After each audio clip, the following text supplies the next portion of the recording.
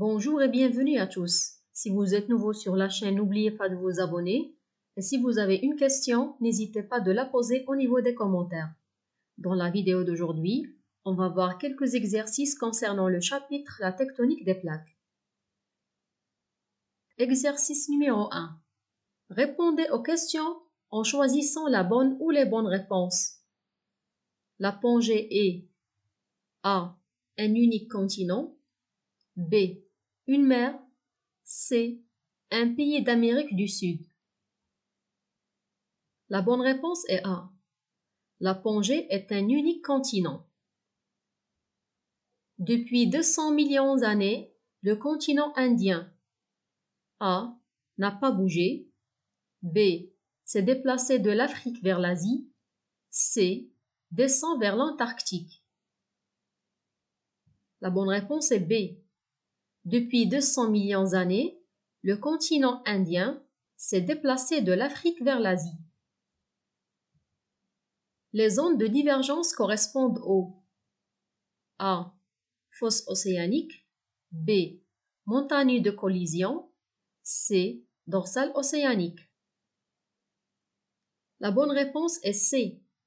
Les ondes de divergence correspondent aux dorsales océaniques. Les ondes de convergence correspondent aux A. montagne de collision. B. dorsale océanique. C. fosse océanique. Les bonnes réponses sont A et C. Les ondes de convergence correspondent aux montagnes de collision et fosse océanique. La formation de l'Himalaya est due A. à la formation d'une dorsale océanique. B.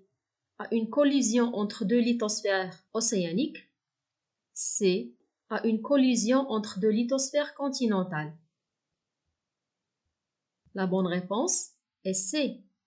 La formation de l'Himalaya est due à une collision entre deux lithosphères continentales. Les limites des plaques peuvent être repérées par A. la présence de nombreux volcans. B. la présence de nombreux séismes. C. la présence de mers. La bonne réponse, nous avons A et B. Les limites des plaques peuvent être repérées par la présence de nombreux volcans et la présence de nombreux séismes. Exercice numéro 2. Complétez chacune des phrases suivantes avec le terme ou l'expression qui convient. La théorie de Wegener de la dérive des continents est reprise en 1968 et devient la théorie de la tectonique des plaques, sismique des continents. La bonne réponse est la tectonique des plaques. Donc, la théorie de Wegener de la dérive des continents est reprise en 1968 et devient la théorie de la tectonique des plaques. La théorie de la tectonique des plaques décrit la surface terrestre comme étant formée de croûte océanique ou plaques lithosphériques, rigides en mouvement sur la sténosphère souple et déformable.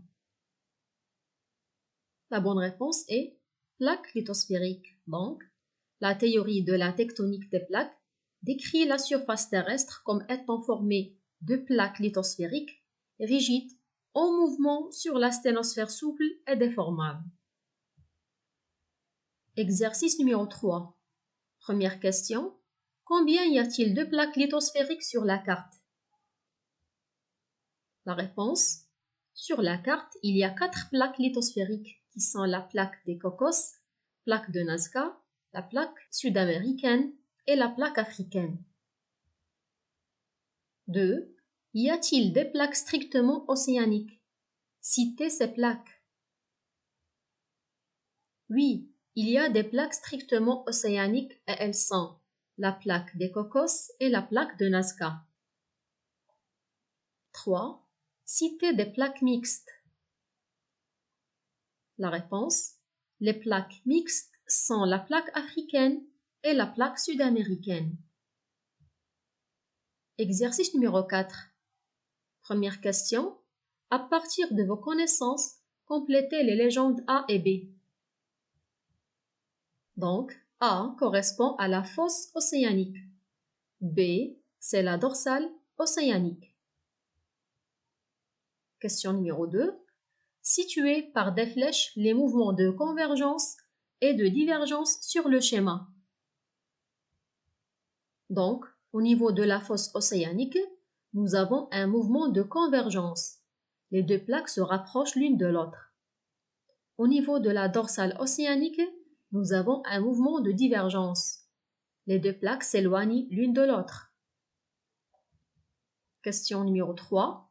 Donnez le nombre de plaques que l'on distingue. La bonne réponse, on distingue 3 plaques lithosphériques. Merci beaucoup pour votre attention. J'espère que vous avez bien compris. À la prochaine vidéo.